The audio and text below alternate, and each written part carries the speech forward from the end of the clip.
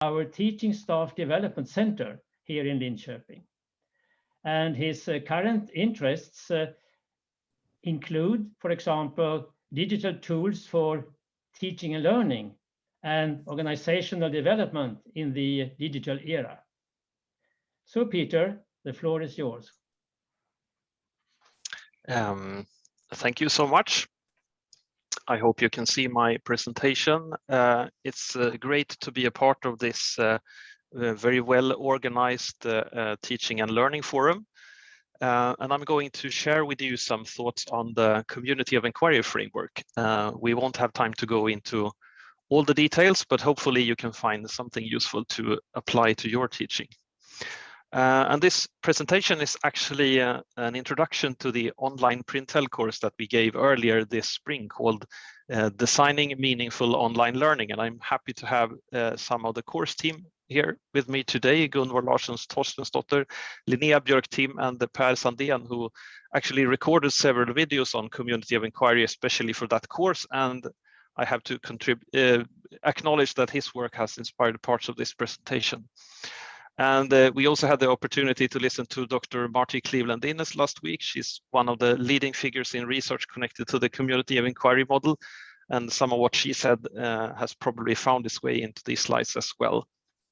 But I'm going to start with sharing some ideas, some experiences from last year at Linköping University. And I guess that these experiences will probably look a lot like yours. And at Didacticum, we followed what happened around the world during the pandemic. And at the start, especially, we focused on Italy, where the universities closed down early. And at that time, we didn't think that the things would go so far, but that, of course, changed pretty quickly. So as for many others of you, our lectures at the university were replaced with pre-recorded videos or live lectures in Zoom, and tutorials and other kinds of group sessions were done in Zoom or in Microsoft Teams. And all of the regular exams were replaced by digital exams done from home with no supervision. And labs and other types of hands-on teaching, well, it sort of depends. Some of them were replaced with theoretical sessions, some of them with simulations, other with instructions for using what you can find at home. And one of our professors called this a shock digitalization, that more or less overnight, more or less everything went online. There are a lot of things that can be said about this teaching online during and after the pandemic. I'm not going into that much, but I'm just going to share some conclusions that we have drawn at Didacticum. And they will probably say something about the context that we work in at our university. First of all, one thing that we have stressed a lot is that digital tools for teaching and learning is not just for distance education. Linköping University is a traditional campus-based university. We have not worked that much with distance educations before. And now that we might see the end of the pandemic, we're hoping, I know that several of our teachers want to let go of everything electronic and just go back to the old way of teaching that feels more comfortable to them. Not all of them, of course, but we will probably at Didacticum spend a lot of time the coming year trying to convince them that there are benefits of using digital tools in a classroom context as well. We also strongly push the idea that designing for online learning is so much more than just throwing in a bunch of tools and see what happens. If, as a teacher, if you're not satisfied with how this shock digitalization turned out, that doesn't necessarily mean that there's something wrong with the digital tools themselves. You might be using them in slightly the wrong way. I know that we all made a lot of necessary sort of panic choices last year because of the pandemic, but moving forward, we have the chance to design for online learning properly, to do it right from the start. And the final conclusion, after a lot of talking to both teachers and students, is that it's much harder to really connect to students when all you can see as a teacher are black squares with names. How do you get to know your students? And this was one of the starting points for our sort of extended work with the community of inquiry framework. And the concept of community of inquiry can be traced back to John Dewey and other pragmatist philosophers. And they wanted to get away from the sort of old idea that knowledge was something fixed that could simply be transferred from the teacher to the students. And instead, they took a more constructive approach, focusing on how students form knowledge by participating in a community, in a class where all students together, through reflection and discussion, form knowledge. And this concept was picked up by a Canadian research team in the late 90s, Garrison, Anderson, and Archer, and they created a model or a framework, or what you'd like to call it, that works both for analyzing online learning, and it can act as a guide for creating high-quality online learning. And they started off in the 90s by analyzing text chats in online teaching forums, but since then the research has moved forward, and now this model is widely accepted as a useful guide for online teaching, and indeed the teaching in general. So the community of inquiry consists of 3 aspects, and the idea is that all of these aspects have to work together in order to create the optimal educational experience. The social presence is the first aspect that concerns engagement with participants. And social presence consists of the ability to identify with a community, to communicate purposefully in a trusting environment and develop interpersonal relationships. Second part is the cognitive presence that concerns engagement with content. And it consists of the ability to construct and confirm a meaning through reflection and discourse in a critical community of inquiry. And finally, we have the teaching presence that concerns engagement with the goals for the course. And teaching presence consists of the design, facilitation, and direction of cognitive and social processes for the purpose of realizing personally meaningful and educationally worthwhile learning outcomes. But the most important factor is perhaps the intersection between these presences. They all have to work together to create the educational experience. When I read these definitions for the first time, I thought that they were somewhat abstract, and I didn't think that they would be useful for my teaching. But I hope that as we are going to look a bit more closely at them, hopefully you will see that they can be quite concrete.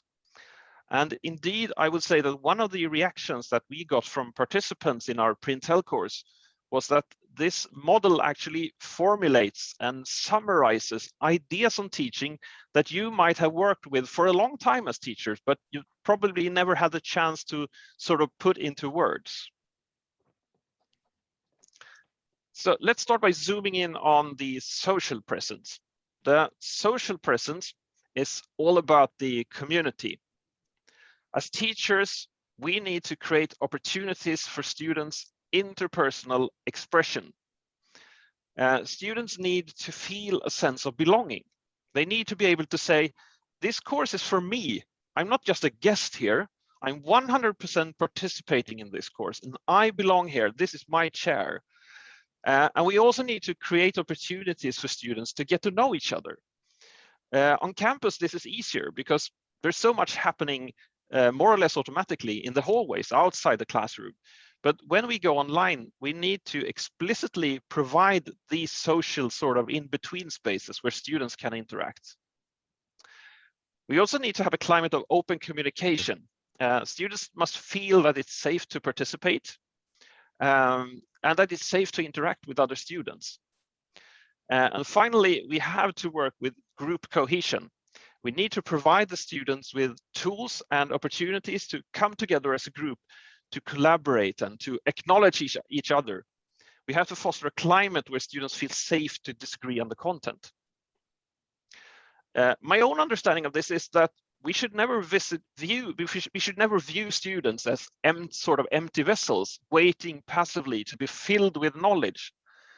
We must know that they are human beings, they're individuals, and each one of them has their own agenda, their own previous experience, and their own unique ways of contributing to the course, and we have to let them do that. The cognitive presence is all about students' engagement with content. They need to be active in constructing meaning, and the way to do this is by reflection. As teachers, it's a good idea to start off with some sort of trigger. You'll present the students with an interesting problem. You can design an interesting activity or present some motivating content, something that makes the students think, something that piques their curiosity to get it started, so to speak. And then the students need to dive into the content and explore. They need to search for clues, gather all sorts of information from various sources, all the time evaluating what they have found and discussing different aspects of the content. The exploration phase naturally spills over into integration, where the students combine their findings, they try to construct explanations and reflect over fundamental concepts. And finally, we have to round things off. You can explore forever because there's so much information out there, but sooner or later, you have to take a step back and say that, okay, this is what we've found so far. Now let's apply this knowledge to something. And later on, perhaps in the next course, you can start this cycle all over again. But it's important to have these moments where you can pause, take a breath, and feel that you have accomplished something, a new ground. For me personally, I think that this corresponds well with how I believe that I learn. I believe that it's actually a good model for learning in general, regardless of teaching method. And I don't think that you necessarily have to sort of revolutionize your entire course and arrange everything according to this cycle. But I think it might help to think in these terms, at least a bit. I think that all learning involves a bit of exploring and integration. And why not acknowledge that and make it an explicit part of your teaching? The teaching presence concerns students' engagement with the goals of the course. As teachers, we have to be clear about the goals of the course, the learning outcomes. We also have to be clear about the topics, and it's very useful to be clear about the expectations of involvement. These might seem like very basic questions, but I think that if you don't get this right, if the students don't understand what they're supposed to learn, there's a great risk that they spend a lot of time on the wrong things. I think that it's our job as teachers not primarily to be the experts. We're also facilitators, and we need to design activities that support students' engagement, their dialogue, and their understanding. And even if we talked a lot about the importance of exploration during the cognitive presence, I think it's our role as teachers to set the limits of the course, to guide the students and help them focus on relevant topics. And we also need to give them timely feedback that helps them grow. So how can I use the community of inquiry model in my teaching then? Well, one useful tool can be this community of inquiry survey. It's basically just a set of questions. You can use it as a course evaluation, send it to your students and get feedback on how your course works today.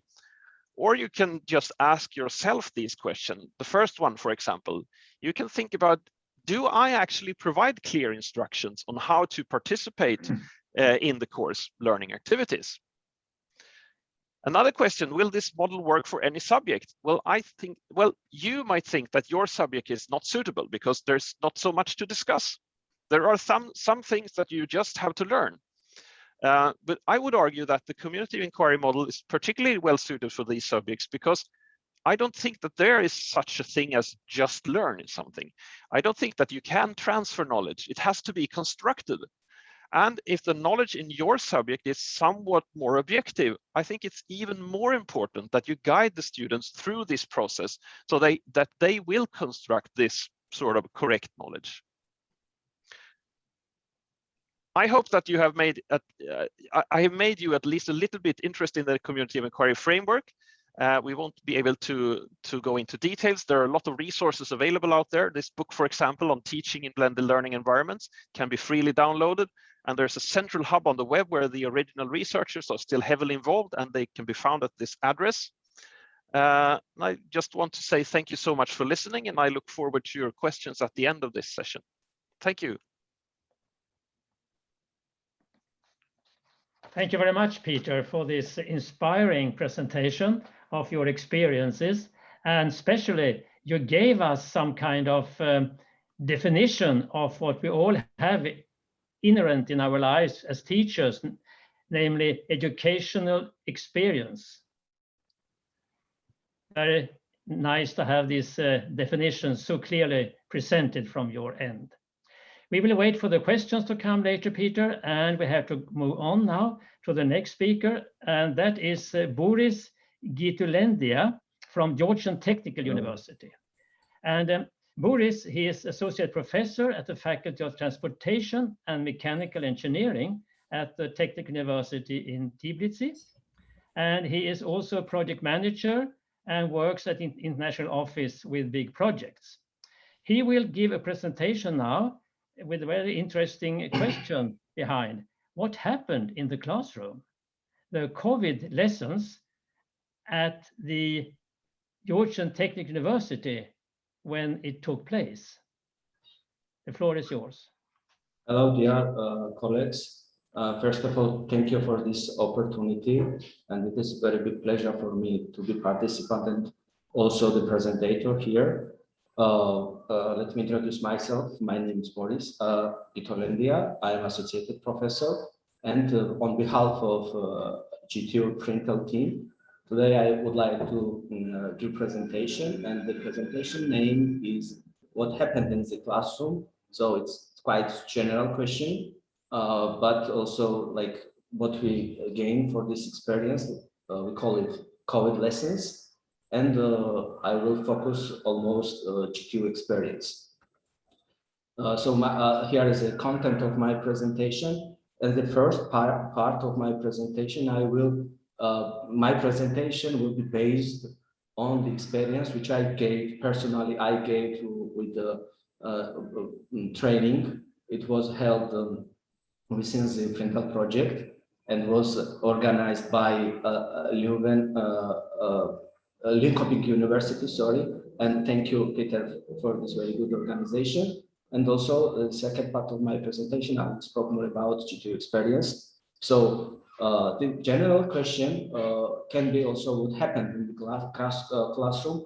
And when we discussed during our training in just 2 months ago, the general like picture came like this. So we had classical lectures. So teacher is coming to a class and we have meeting with the students. But after COVID, it's absolutely changed, and we moved to like in Zoom. We are like almost living in Zoom, and also doing some kind of pre-record of our lectures. And also we are doing quite a lot tutorials, so personal meetings.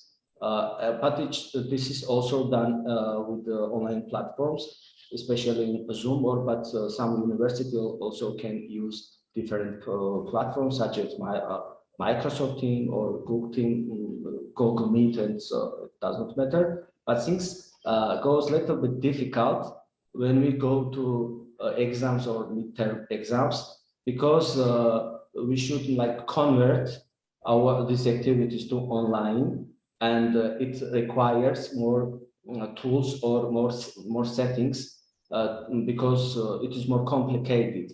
In more cases, in personal experience also can be said that it's absolutely different. In lecture, okay, it's simple. Let's go to Zoom online and just like do presentation and deliver your topic.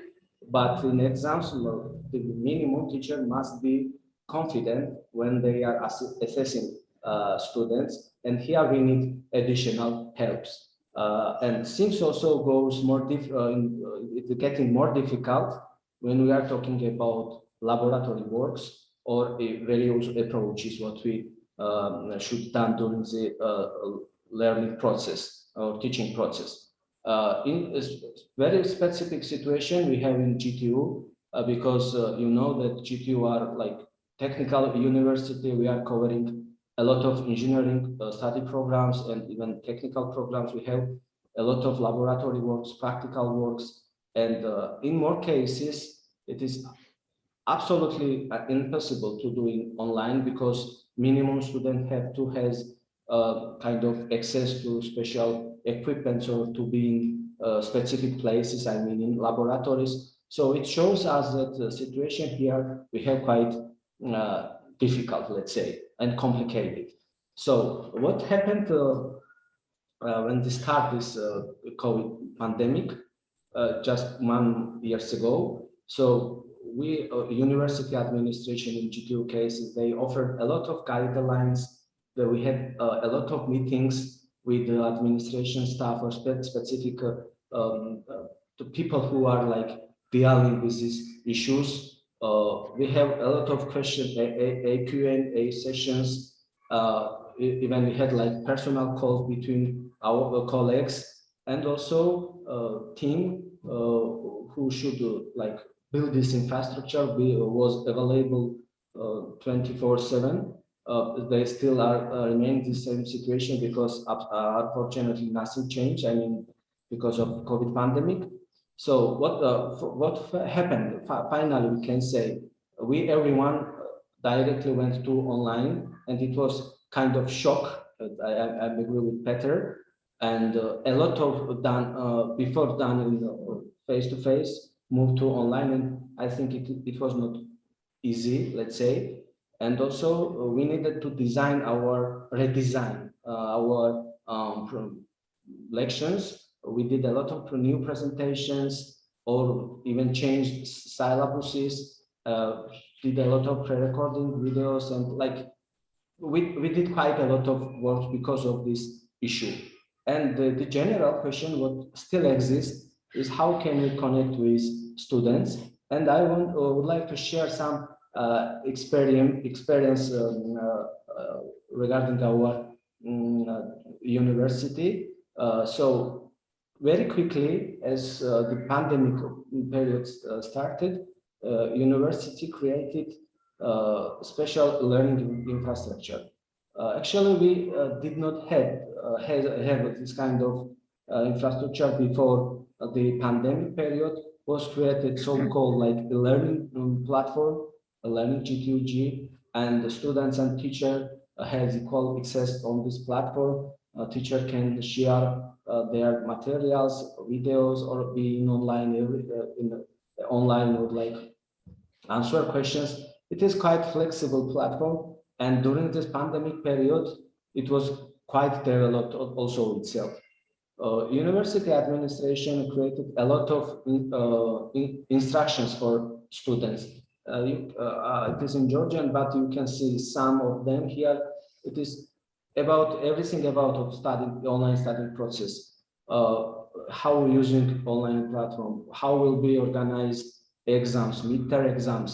It's also divided, it depends on the subjects also. We have absolutely different approaches of them. And also here is a lot of explanation, also not in written, also in the video tutorials.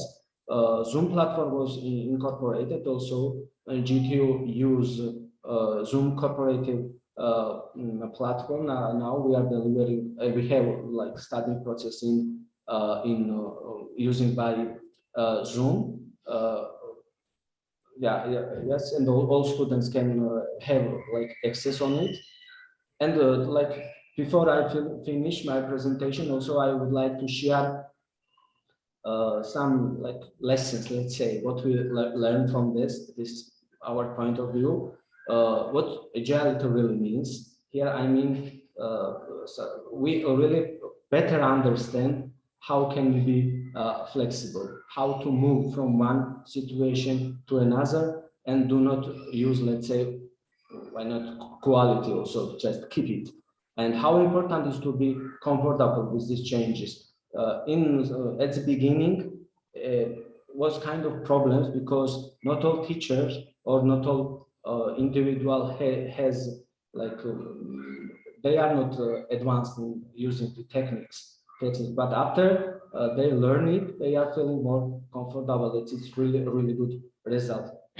And we really understand the value of communication technology, and also this process was also accelerated adaptation of this technology. If you will go just like 1 year ago and stop a little bit maybe more, some person and say what is it Zoom? No one knew about this, And now everyone is more familiar, and not only Zoom, also other tools or other applications that is very common used now in the process of teaching and learning.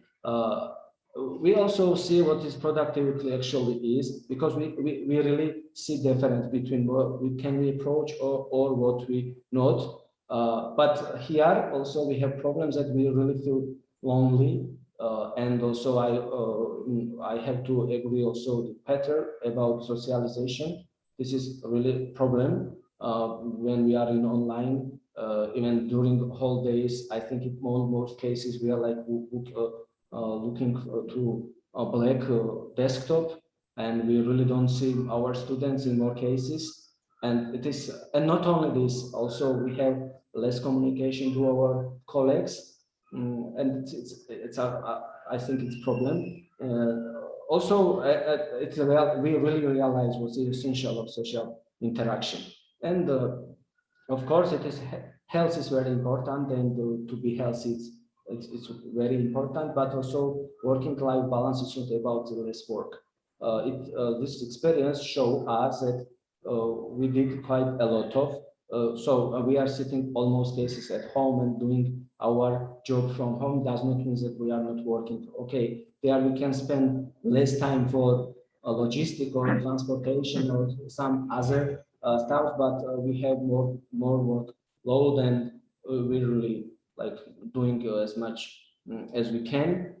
And this is my last slide, and the idea of the slide is this situation. I mean, the online learning process does not replace the face-to-face learning process. In almost cases, as I already mentioned, in some cases, it's absolutely not possible, but it may enhance it. It can be improved by this online studying process. And I think everyone will agree with me that hopefully this pandemic situation will end very soon.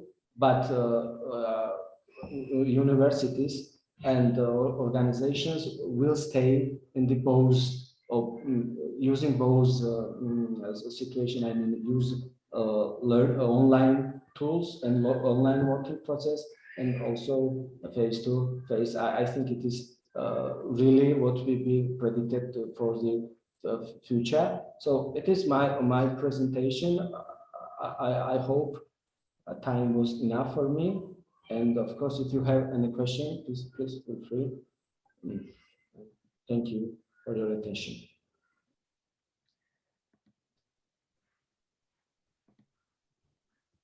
Thank you very much, Boris, for your presentation. And you gave us many interesting lessons you have learned during this pandemic situation at your university. I think most of us will recognize what you stated under the heading, what we have learned. And we will reflect on that individually afterwards also. So, friends, there are many empty space under the icon questions and answers.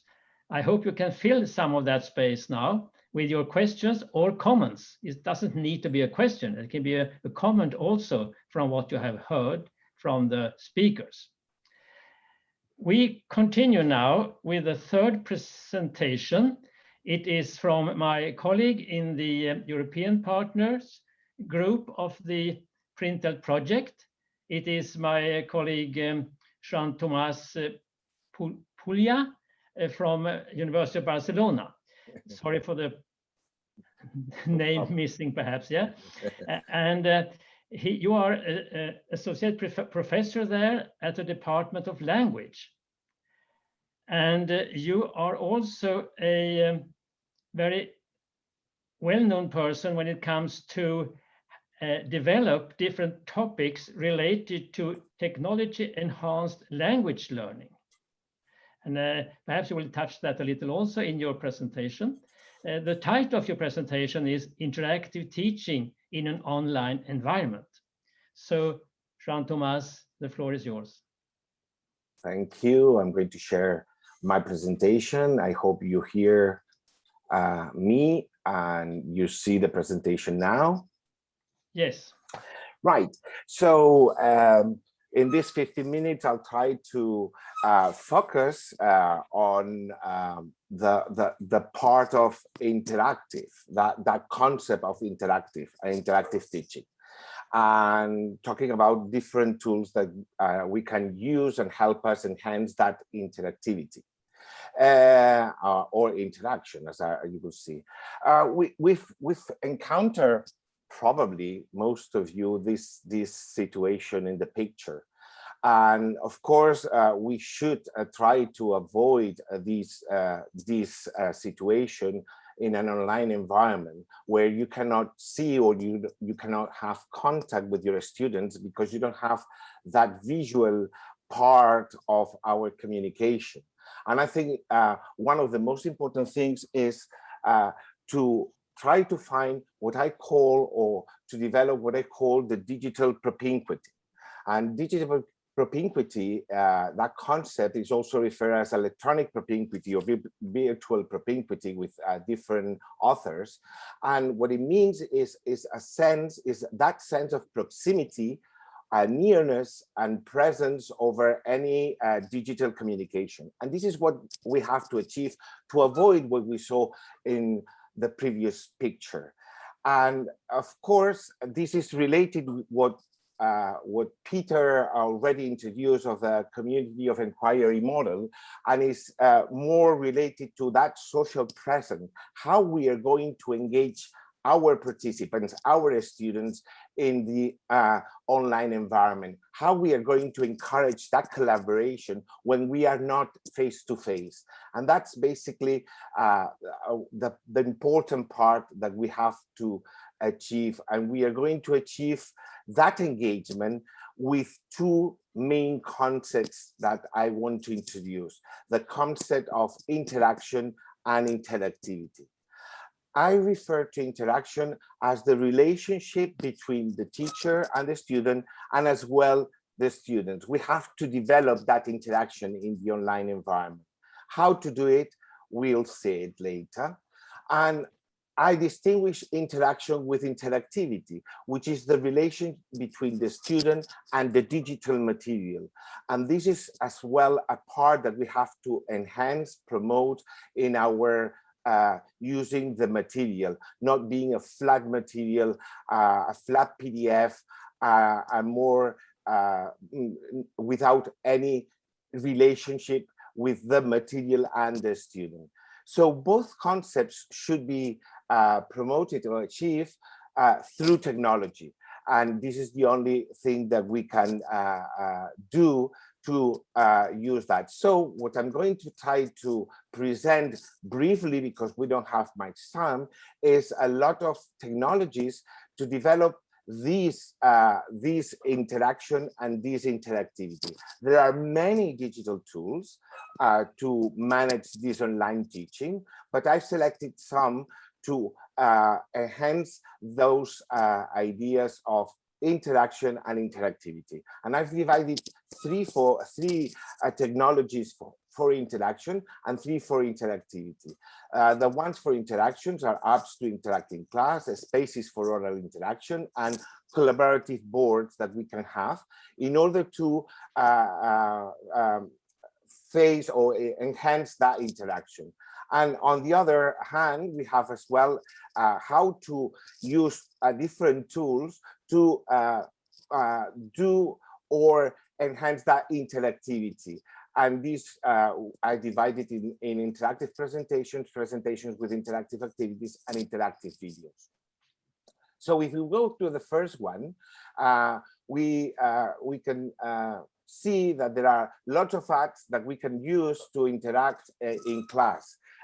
Usually I use as well mobile phones. I introduce that mobile learning important in order to use or have that interaction within the lessons. Mostly, the most common is Mentimeter, but there are others like Poll Everywhere, Slido, and Woodclap. So in the middle of the sessions, we can interact with our students, and these will help in the flow of our presentation in class. As well as, of course, in more in the evaluative part, we can use these gamified apps where they produce all these quizzes, where we can as well see if the students are following our flow of the presentation. And we can use this with computers, or as well with our mobile phones, like Socrative, Kahoot. I'm sure you've used Kahoot a lot, and it's been quite popular for some time, Quizzes or Wingit. These are apps that you can be using in mobile phones, but as well when we are using the platform to develop that digital propinquity, we can use the chat as we are here doing with questions and answers to interact with our audience, or using polling similar to the apps that I presented before, or even help help our students to use these reactions that we could be using in Zoom, where they are non-verbal, and they can be as well have that interaction needed to develop that digital propinquity. The next one is platforms that enhance the oral interaction with among your students. And here I've introduced two types of communication: synchronous interaction, where you can help them with breakout rooms, with all these rooms that you can divide your students to enhance dialogue in small groups and to encourage the synchronous group work. And as well, you can develop asynchronous interaction. And here I selected an application that's called Flipgrid, that is very useful to supplement classroom discussions and debates that you started in the class, or they are used as well to build that learning community within your students, among your students. So as well, I've been using Flipgrid for telecollaboration with projects with other groups. Not only in your class, what the technology allows is to open that social community, that learning community, not only to your group, but to other classes, or even to other groups in other universities. And the last one for developing interaction is that section of collaborative whiteboard or Canvas. And here I selected three applications that can be used to develop that. This is Jamboard, that is the whiteboard. It's a very easy whiteboard from Google that allows you to build these whiteboards together collaboratively. Or another is called Whiteboard Chat, and this is it's much more complex, but it's very useful for science degrees, where you have a lot of possibilities to develop collaboratively. And then you can export these when you build it together with your students. You can export these so students can have them. And the last one I selected, of course, is the Digital Canvas Padlet. And here is one of the screen of the Padlet that we developed in the course that we did in February, where you can help our students to develop this digital competence together with developing this idea of multimodality, to use video, audio, and text together and help build or summarize topics or build projects that you've been doing. These three sections, these applications, all these applications, what they allow is to develop that interaction.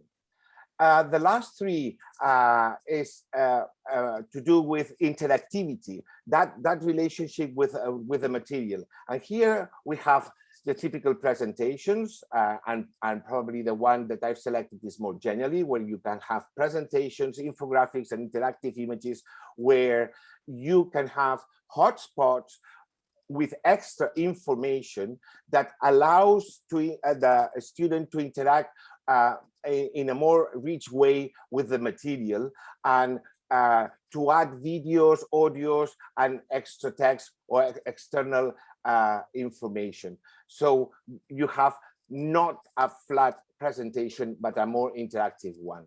And here you have an infographic or an image where I use using all the hotspots to present the game elements of Monopoly in this case. So this helps to have a more interactive presentation, but as well, we can add not only interaction in that information, but to include interactive activities. And here I selected 3 possibilities as well. You know that now with the new PowerPoint, we can insert quizzes and forms if you have the PowerPoint for Office 365, where you can introduce these activities within your presentations. Or Nearpod, where you can add in your live presentation, you can add video, you can add forms, you can add gamified activities, and allows you then to record all the answers within the same presentation.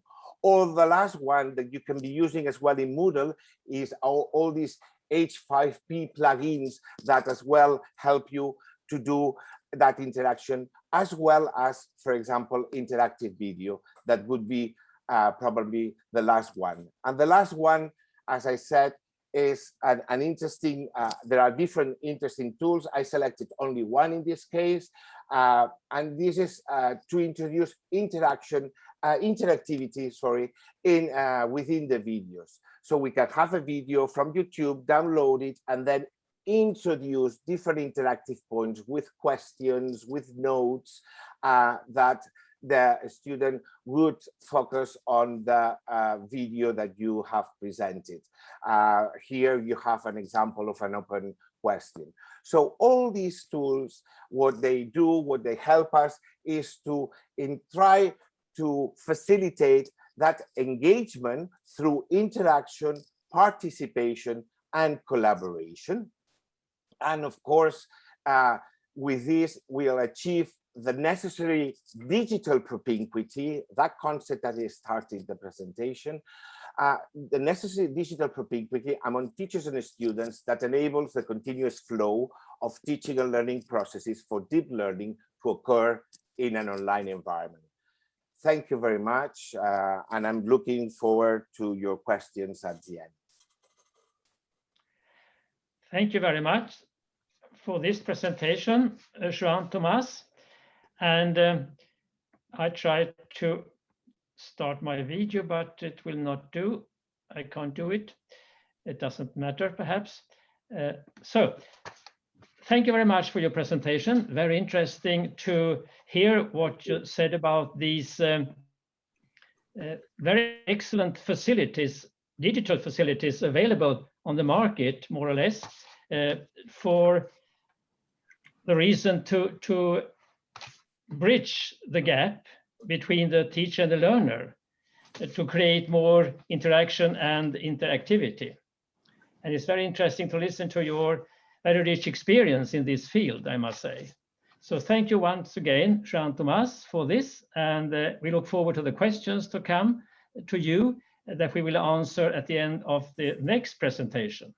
And the next presentation will be given by 2 colleagues from Belarus, and they come from Brest State Technical University, and that is Natallia Chetyrbock and Maryia Tsukanava, and they will give a speech entitled Problems and Perspectives of Online Education in Belarus, Experience of Brest State Technical University.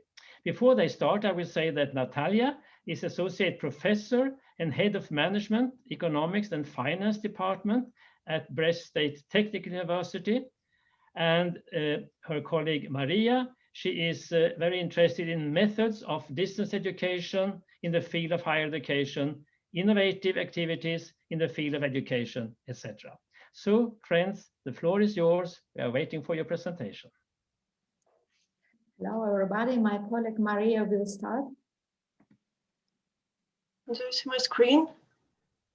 Yes, we can see it. Oh, if you that's great. Give it the presentation mode, please. That's fine. Oh, okay. Thank you very much. First of all, thank you for the opportunity to represent our university on this forum. Thank you for organization, because it's like a breath of fresh air. And we're going to speak today about perspectives and problems we have in online education in Belarus, and the experience our university has had through the pandemic, through the COVID, and how we survived.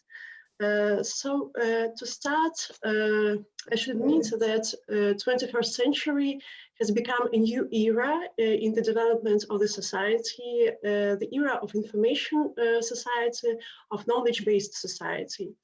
And there has formed a new global environment of life and of education, with internet and online education at the core. Information technologies has brought into education new tools and new methods of teaching and learning. I should admit that in Belarus, we don't have a clear definition of distance learning or online learning. They're only going to introduce this definition into our legislature. But in educational law, you can see the definition that distance form of education is a type of correspondence form of education, carried out mainly with the use of modern communication and information technologies. So in the framework of our law, distance form of education is similar to online education. Online education, of course, has its advantages and disadvantages. First of all, the greatest advantage is that students that live in the areas with the lack of modern education have the opportunity to access latest informational resources. Secondly, new opportunities are for people with disabilities, and now they have an access to the same volume of information, of education as their peers attending universities. The great advantage is financial savings, because there are excluded such costs as travel, food, and accommodation. And of course, online education became essential in the period of the pandemic, because it gave us an opportunity to teach, and for our students an opportunity to learn. And some disadvantages of online education. First of all, online education requires willpower and self-control skills from students, because they have to master a lot of material by themselves. And of course, distance learning is not suitable totally for some professions, such as medicine, in such fields as medicine, engineering, because it's very difficult to teach a doctor or an engineer only distantly. When we speak about Belarus, I should admit that Bologna process improves environment for active implementation of online learning in Belarus. And we had a concept of informatization of the education system that was aimed to build the conditions for improvement of education through its informatization. In Belarus, we have a huge potential for the development of online teaching and learning. However, there are some weaknesses, such as lack of funds for online teaching and learning, lack of appropriate professional staff, and imperfection of telecommunication infrastructure. So here are some direction to solve these problems. First of all, development of national quality standards for online education system in higher education. Secondly, stimulation of distance learning by the state through through financial resources, implementation of courses for teachers in order to improve their professional skills, and increasing degree of interactivity. We believe that distance or online learning can't replace traditional learning. However, it can contribute a lot to traditional learning due to the variety of forms of presentation of material and teaching apps and aids. And the last but not least is increasing the motivation of students through distance learning. Distant learning is proposed by 4 of our universities, so they have distant programs. This university are Brest State Technical, Belarusian State University, Belarusian National Technical University, Belarusian Economic University, and Belarusian State University of Informatics and Radio Electronics. So they have programs purposing distance learning, but exam session is still in the university carried out. We should admit that COVID-19 and this epidemiological situation contributed to the active implementation of online learning, and since April 2020 till now, many of universities use online education, different forms of online education. Our university stayed totally online in April, June 2020. Now we are back to our universities, to our classrooms. How we survived during this period, what tools we used. We used, of course, Zoom, Google Meet, Google Classroom, Moodle, and various online activities. All lectures and exams were conducted in Zoom or Google Meet, and it was obligatory to provide a link to the University Department of Education in order they could control and verify what we were doing there.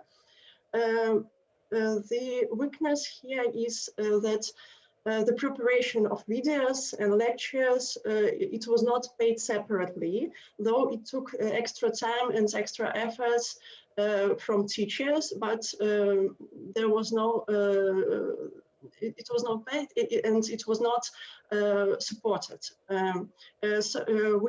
Ourselves, we installed Zoom and Google Meet platforms on our computers. There was no license acquisition of these programs, and as a result, there was poor quality and limited communication time. Maybe Natallia will continue. I want to ask about my experience using online education in my teacher's personal processes.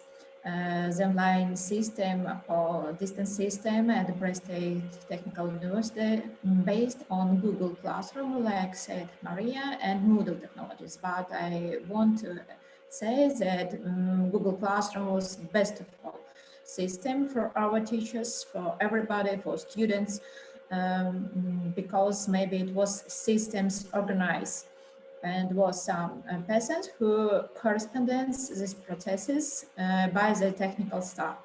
You can see a little screen, my courses and my correspondence with my students and other teachers. Students have access to the learning environment, moderate corporate registration of teachers and students on the Google Classroom. It must be cooperative account, not your private account. Next one, please. Teachers create a folder with, of course, students get the course access code from teachers. That my courses, you can see the screen of my courses. The ability of Google Classroom is sufficient for online learning. On this platform, the teachers places a course of lectures, conducts practical classes, conduct exams. But the main importance that the Department of Education can control these processes. They have access to the courses and can join at any time for verification. Yes, next one, please. You can see my group of students and some examination tasks for them. Next one, please. During the exams was mainly used a test in Google Forms. I use Google Forms format and a task. Some students experience difficulties with registering in account and subsequently working remotely, and I must a lot of time help them call and control these processes. Next one, please, Maryia. During the exam, a video recording was made. Every teacher must make a recording of exam. It was also necessary to confirm the identity. Demonstration of the recording book you can see on the screen, like students show his record book. It was a little bit difficult. I think one of the contradictions is that according to the regulation in Brest Technical University, exams are conducted only in writing form, only in writing. It was then necessary to print and achieve the answers. The problem is how to fill out the record books when it was pandemic, and it needs to correct in future. Yes, next one, please, Maryia. Moodle not used so much, not popular in our university, but use some teachers. Yes, next one, please.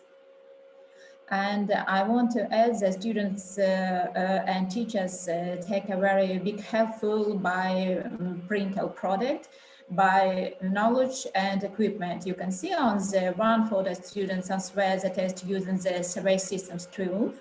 In my classroom, it's made more fast exams. And on another photo, you can see teachers learn innovative teaching methods using the supplied equipment. It's made video recording of this lecture. Next one, please, Maryia.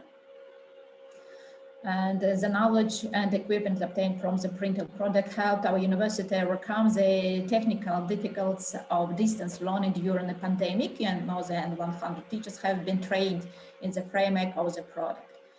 Next one, please.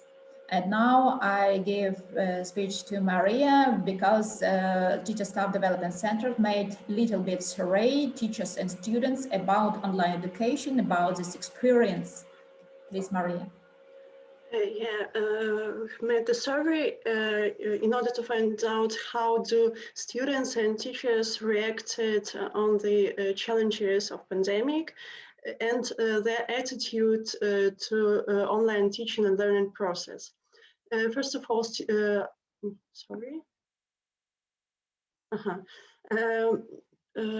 first of all, students satisfactory or well adapted to the conditions of distance learning. They found distant and online form of learning convenient to them.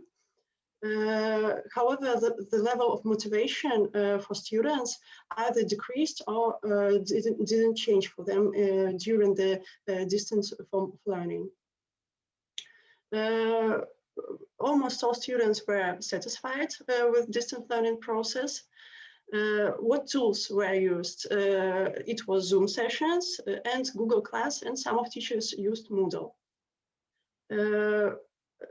Here is the academic load on students, and majority of students answered that generally academic load on students increased, and teachers were here agreed with them. Many students found work of teaching staff in the framework of distant learning either excellent or good or satisfactory. Difficulties. The main difficulty was the difficulty of performing practical tasks without teacher. Some students found difficulty to work with distant learning programs, Google Class or Moodle.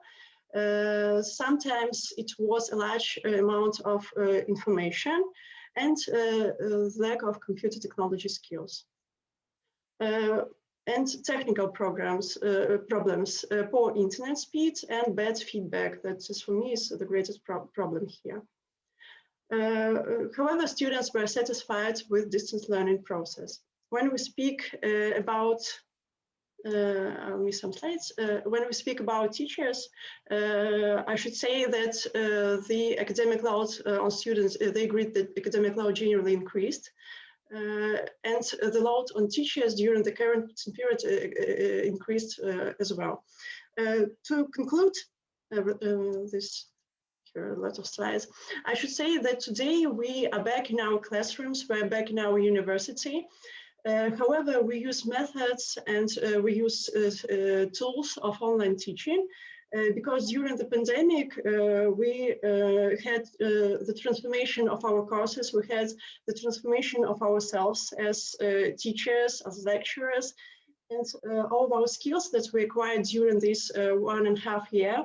They should be used, and they are used in our lectures today to get students more interested in what they are learning and to speak with them on their language. Thank you for your attention. So, thank you very much, both of you, for this interesting presentation about your experiences at the Brest State Technical University when you had to introduce distance education under the era of the pandemic. It's nice to hear also that not everything is positive. There could be problems, there could be disadvantages, and it's fair of you to share these kind of experiences as well. Normally we hear about all the positive things, but we know that there are also things behind that are not always that positive. So thank you very much again for your presentation. Now we have heard the 4 presenters. We heard Peter talking about the importance of presence. We have to create presence between teacher and learner. We had our colleague from Tbilisi talking about what happened when they went into this education during the pandemic. And I remember one nice sentence from your slide, and I like it very much. Be comfortable with changes. We can bring that, all of us. Be comfortable with changes. And then we heard Joan-Tomàs talk about the importance of interaction and interactivity in the era of digital education. And finally, our colleagues from Belarus about their experience when they introduced this education the last years. So that was all we had from this session of presenters. And now we have some questions and answers in the here we have them, yes. And I guess it's my turn now, yes, because you can coordinate this for me, Levan, because you are the moderator. Sure. Yes, hello everybody. I'm glad to be with you now, and we have about 3 questions to the presenters. And the first question is to Peter. It's about mistakes, and the question is about how to deal with mistakes, because mistakes are there to promote learning, to show the failure is the best opportunity to build up the experience. So how do you deal with mistakes in online environment? That would be the question in short. Yeah, I think this is an excellent question. I also believe that mistakes are, it's a natural part of the process. And I think it's important as teachers to be constructive. I mean, if you see student making mistakes, I think it's important to sort of address it and correct it so they don't learn the wrong thing, so to say. But it's important to do it in a constructive way.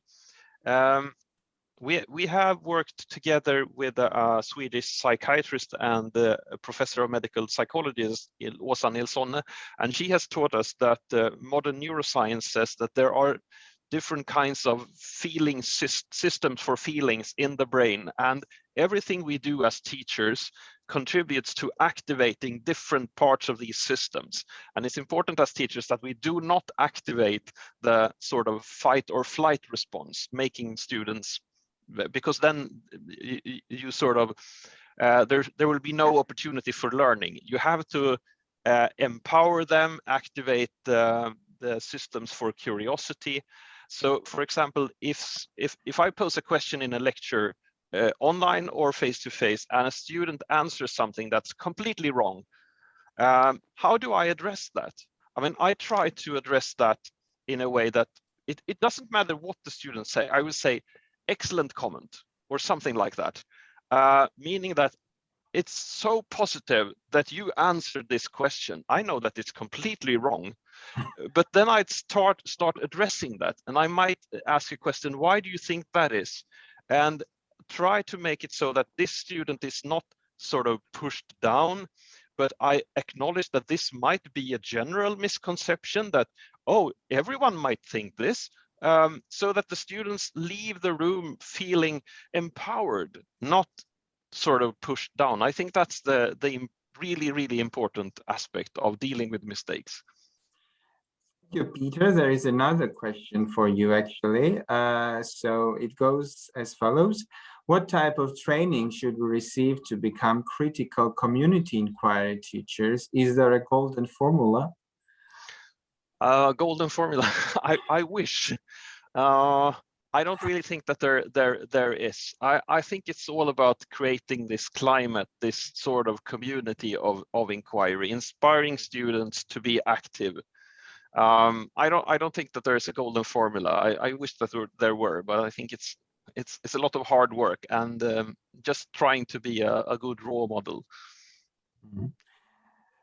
Thank you. Now we have two questions for Joan-Tomàs, and the first question is, how do you manage to make an online interactive lesson for each lesson, for each course, because it takes time, it's time consuming. So the question is, how do you manage it? Well, I think that here I selected a lot of different tools, and there are much more. But the thing is to start small, and that's the important thing. Is that, you know, first is to go step by step. You don't have to introduce every single tool. What you need is to find a way that how to develop that interaction and how to develop that interactivity. And I think there are these two important parts. In your lessons, you have to interact with your students, and you have to think when in the lesson and why are you going to interact. What's the important? Yeah, you are going to raise ideas or ask for background knowledge and then use a tool that would help, or you want to evaluate with a gamified and then you can use Kahoot, for example. So the idea is that you have to first think of when and what you want to be interacting with your students in the lesson, and then use one of the tools. You don't have to do much more, and that doesn't mean much. These tools are very easy to use, and of course it needs a little bit of practice, but if you start small, that's fine. And as well with the interactivity with your materials, don't do flat materials. Try to introduce some sort of interactivity with some questions within the material, so learners see.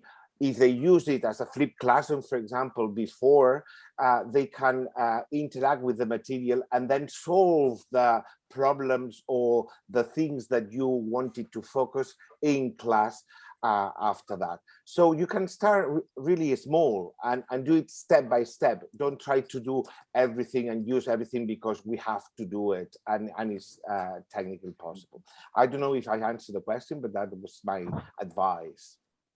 Thank you so much. So the second question for you is if you use Edpuzzle to grade students or just to provide them with additional material or information? Well, Edpuzzle is not well, you can evaluate. Sometimes I use it so if you see a video, you want them to focus on some part of the video. So sometimes you just add notes. You don't need to ask questions. But if you want to do it, Edpuzzle provides you with a great book where you can then, for example, for the open questions, you can then give more feedback more informative feedback to the students within the system. So allows you as well, if you want to do some formative assessment, it allows you to introduce this sort of feedback in a nice way, and it provides you a great book so you can evaluate them if you want. Thank you so much. And there is Pleasure. one general question, I guess, to everybody. It's about medical education. So how can we use the online lessons or online tools maybe for medical subjects? And the problem is that in medical education, there are some practical components which are obviously problematic to teach online. So do you, any of you, have some suggestions for medical education maybe? It's a tricky question, I guess. So if any of you had an experience with practical education, with labs and so on, maybe you could share your experience, how you dealt with these practical things in your online education, if you did.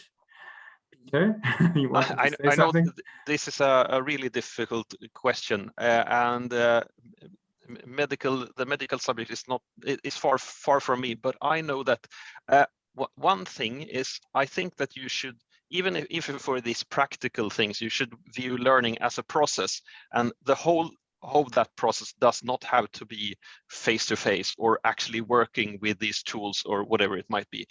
Parts of that process could be facilitated by videos or simulation tools or online meetings, for example, so that you only sort of come to the conclusion during these for the practical sessions. I know, for example, that the physiotherapists at our university have recorded quite a lot of videos where they give examples on the kinds of methods that they use. I'm not very much into that, but I know that they have worked a lot with that. Mm-hmm. I was going to say more in the same line. There are a lot of simulation programs as well, where you can do this practical. I'm not, you know, an expert on that, but I think you can find some information of these simulation programs. Some are really expensive, but if they are very useful, the faculty or the university can invest in those simulation programs, and they are kind of useful. Mm-hmm. Thank you very much. I guess we're done in very timely manner now, and no more questions.